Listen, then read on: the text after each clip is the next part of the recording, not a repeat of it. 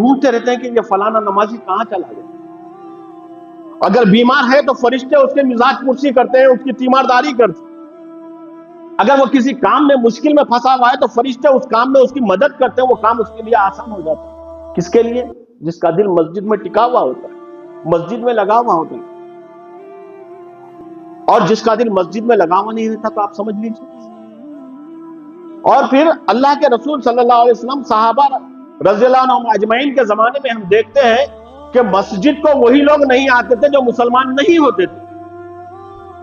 یہاں تک کہ جو منافق ہیں، زبان سے تو ایمان لاتے ہیں، اللہ اس کے رسول کی گواہی دیتے ہیں، لیکن ان کے دل میں اللہ اور اس کے رسول کی محبت نہیں ہے، رتی برابر بھی ایمان نہیں ہے، لیکن ظاہر یہ کرتے ہیں کہ ہم مسلمان ہیں، مسلمانوں کے ساتھ ہیں. وہ لوگ بھی نماز میں آتے تھے، مسجد میں آتے تھے. ہم اپنے آپ کو پکا ایمان والا کہتے ہیں.